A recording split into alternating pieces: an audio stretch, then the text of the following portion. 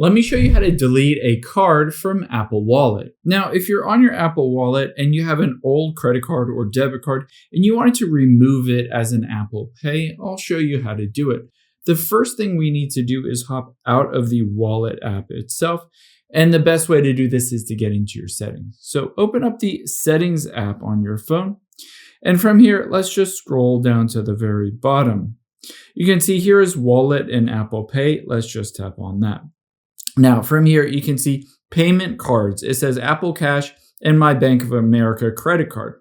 Keep in mind, when you do remove a card from your Apple Wallet, you won't be able to do the double tap to pay, or at least it will remove one of those cards if you have multiple. Tap on that card here, and you can see it will show you maybe all the transactions that you have previously made. If you're under the Transactions tab, let's go over to the Info tab here. Now all we need to do is scroll to the bottom and tap on Remove Card.